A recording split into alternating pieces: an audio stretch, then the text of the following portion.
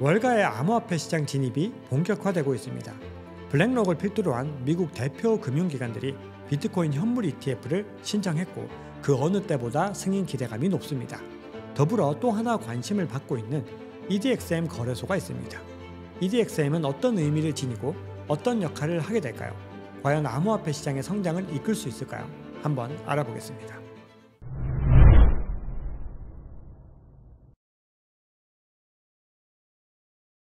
네, 구독자 시청자 여러분 반갑습니다. 박 작가입니다. EDXM은 공개된 내용이 굉장히 적습니다. 개인 투자자가 이용하는 거래소가 아니라 기관을 대상으로 하는 거래소이기 때문입니다. 떠들썩하게 움직일 이유가 없죠. 외신 기사에서도 EDXM이 암호화폐 거래 인프라를 구축하기 위해서 조용히 임원을 채용하고 있다고 보도했습니다. EDXM을 알아보려면 먼저 시타델과 켄 그리핀에 대해서 알아볼 필요가 있습니다. 시타델은 컴퓨터를 이용한 알고리즘 트레이딩을 주력으로 합니다. 현재 전 세계에서 가장 높은 수익률을 기록하고 있는 1위 헤지펀드이죠. 덕분에 시타델의 CEO 켄 그리핀은 헤지펀드의 제왕이라고 불립니다. 시타델은 지난해 160억 달러, 한화 약 21조 원 가량의 돈을 벌어들였습니다. 수수료 등을 제하고 고객들에게 돌려준 순수익이 그 정도였죠. 시타델의 이 수익은 지난 2007년 금융위기 당시 빅쇼트 전략으로 150억 달러를 벌어들인 존 폴슨의 수익을 뛰어넘는 헤지펀드 역사상 최고 기록으로 등극했습니다. 그런데 시기적으로 봤을 때 작년은 투자로 수익을 얻기가 매우 어려운 시기였죠. 미국 내 전체 헤지펀드 평균 수익은 마이너스 8.2%였고 손실액이 무려 2080억 달러, 한화 약 275조 원에 달했다고 합니다. 아이러니하게도 시타델은 역사상 최고 수익을 거두죠. 2023년 포브스에 따르면 켄 그리핀의 순자산은 350억 달러, 한화 약 46조 원으로 세계에서 35번째로 부유한 사람이었습니다. 거기다 포브스가 선정한 미국에서 가장 관대한 기부자 목록에도 등재되었습니다. 기부 대상에는 유력 정치인들도 상당수 포함되어 있죠.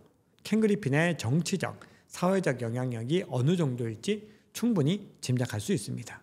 켄 그리핀은 암호화폐에 굉장히 부정적인 사람이었습니다. 2017년 켄 그리핀은 비트코인 투자를 튤립 버블에 빗대었습니다. 2018년에는 젊은 투자자들이 이 주식보다 코인 투자에 이끌리고 있는 현실이 한탄스럽다고 말했습니다. 2021년에는 급기야 코인 투자자를 이 달러를 믿지 않고 비트코인을 믿는다는 이유로 이슬람 극단주의 무장 조직원 지하디스트라고 일컬었습니다. 그런 그가 2022년 달라졌습니다. 블룸버그 CNBC와의 인터뷰에서 이렇게 주장했죠. 내가 암호화폐를 잘못 판단했다. 암호화폐 시장은 지난 15년간 금융계에서 가장 파급력 있는 존재 중 하나이다. 그리고 향후 많은 기업들이 이 암호화폐 세계에 두 팔을 벌릴 것이라고 예측했습니다. 그러면서 시타델이 암호화폐 시장을 개척하는 데 관여하는 모습을 곧 볼 수 있을 것이라고 주장했죠. 수많은 기업과 기관이 이 암호화폐 시장에 진입할 수 있는 기반을 만들겠다는 의미인데요. 이렇게 EDXM 프로젝트가 시작되었습니다. 그러면 EDXM을 구성하는 핵심 주체들은 누구일까요? 크게 세 가지 축으로 이루어져 있습니다. 리테일 증권사, 마켓메이커, 벤처캐피탈이죠. 증권사는 찰스 슈와 피델리티가 참여하고 있습니다. 마켓메이커는 시타델과 버추, VC 즉 벤처캐피탈은 패러다임과 세콰이어 캐피탈이 동참하고 있죠. 방금 말씀드린 이 6개 회사는 각 분야에서 가장 대표적인 회사입니다. 공룡이라고 할 수 있죠. 이후에 마이애미 인터내셔널 홀딩스, DV 크립토, GTS 같은 새로운 투자자들이 꾸준히 합류하면서 규모를 확장하고 있습니다. EDXM의 CEO인 자밀 나자랄리는 시타델에서 글로벌 비즈니스를 담당해온 인물입니다. 또한 시타델 디지털을 포함해서 여러 시타델 계열사가 참여하고 있습니다. 시타델 트레이딩과 함께 암호화폐 파생상품 거래 서비스도 제공할 계획입니다. 시타델이 EDXM의 가장 중심에 있다는 느낌이 강하게 듭니다. 따라서 사업의 방향성을 결정할 때 이 헤지펀드의 제왕 켄 그리핀의 입김이 크게 작용할 가능성이 높습니다. 기관과 투자자가 포트폴리오 할당 문제를 해결하도록 돕겠다. 이를 위해서 암호화폐 시장의 조성자가 되고자 한다. 켄 그리핀이 주장한 이야기입니다. 아크인베스트의 CEO 캐시 우드는 2030년이 되면 이 비트코인 가격이 150만 달러에 도달할 것이라고 예측했습니다. 많은 분들이 이 가격에 집중을 했죠. 그런데 더 중요한 것은 캐시 우드가 이렇게 주장한 이유에 있습니다. 캐시우드는 암호화폐가 다른 자산과 매우 다른 형태의 자산이기 때문에 가격 상승이 가능하다고 보고 있습니다. 투자 다각화 차원에서 헤지펀드 등 이 대규모 기관 투자자들이 암호화폐 투자 비율을 늘릴 것이라고 본 것이죠. 그리고 기관이 이 포트폴리오에 비트코인을 2.5에서 6.5% 정도 할당한다면 비트코인 가격은 2030년에 150만 달러까지 갈 수 있다는 것입니다. 최근에 정성문 코빗 리서치 센터장님이 인터뷰에서 말씀해 주셨던 해리 마코이치의 현대 포트폴리오 이론에 입각한 것입니다. 자, 거기다 글로벌 경제 구조는 변하고 있습니다. 브릭스를 중심으로 새로운 경제 공동체가 생겨나고 있고 이로 인해서 다양한 통화가 태어나고 있습니다. 그에 반해서 달러 패권은 조금씩 균열이 일어나고 있죠. 대체 자산, 대체 통화의 중요성이 증가하고 있습니다. 자, 이런 상황에서 기관들은 비트코인 보유를 늘릴까요, 줄일까요? 투자를 다각화하는 차원에서 이 헤지펀드 같은 대규모 기관 투자자들은 암호화폐 투자 비율을 늘리고 있습니다. 그리고 그 중심에 EDXM이 위치하고 있는 것이겠죠. 자, 그렇다면 EDXM은 왜 지금 오픈했을까요? 2021년 10월 비트코인 선물 ETF가 승인되었습니다. 자, 그런데 그 시점이 공교롭게도 비트코인의 역사상 최고점이었습니다. 이후 비트코인의 가격은 폭락했죠. 선물은 상승에 베팅하는 롱 포지션도 있지만 반대인 숏 포지션도 있습니다. 선물 ETF의 승인이 급격히 상승하는 이 비트코인의 상승세를 억누르기 위한 의도였다는 추측이 나오는 이유도 여기에 있습니다.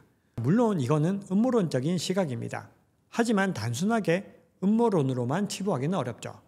자, 그러면 반대로 생각해 보겠습니다. 지금은 어떤 시점일까요? 오직 상승에만 베팅할 수 있는 비트코인 현물 ETF의 승인이 가까워지고 있는 시점이죠. 가상자산의 거품이 빠지고 이제는 상승장을 준비해야 하는 시기가 곧 다가온다라고 볼 수 있습니다. 더불어서 규제와 제도가 정비되고 있습니다.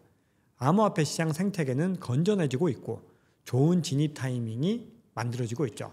한편 바이낸스의 점유율은 계속해서 높아지고 있습니다. 크립토 생태계를 미국 중심으로 재편하기 위한 움직임은 아닐까요? 자, 그러면 EDXM은 어떤 차별화 전략을 구사하고 있을까요? 자, 첫 번째, 비수탁 암호화폐 거래소입니다. 사용자의 암호화폐를 직접 보관하거나 청산하지 않습니다. 자, 이 모델은 전통 금융권이 자산을 보관하는 모델과 동일합니다.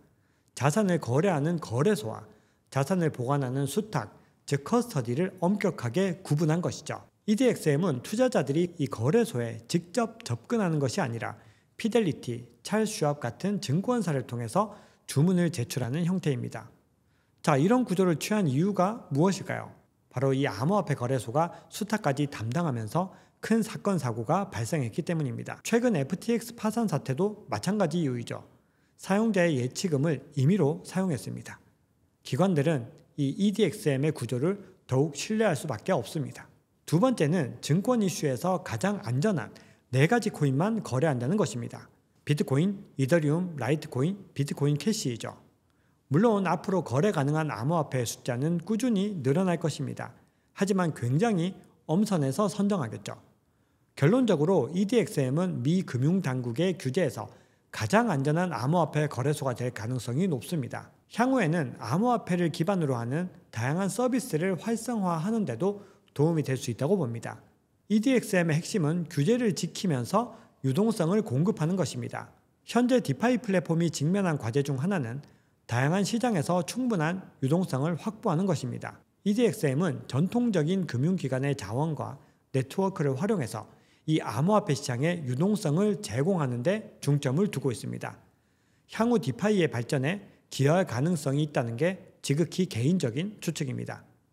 물론 규제 내에서 이 디파이의 개방성과 분산화라고 하는 핵심 원칙을 유지해야 하죠. 그러기 위해서는 균형이 필요합니다. 하지만 EDXM이 반드시 성공하리란 법은 없습니다.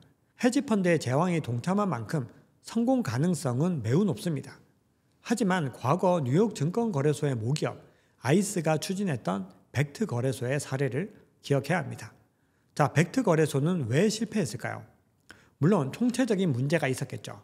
그런데 거래소들이 호가를 주지 않았던 것이 가장 큰 영향을 차지했습니다. 호가를 준다는 건 증권사가 거래소에 적극적으로 참여한다는 의미이고 거래 상품에 대한 신뢰를 보이고 있다는 의미입니다. 증권사들은 암호화폐에 대한 우려감과 불확실성 때문에 벡트에 호가를 주지 않기로 결정했습니다.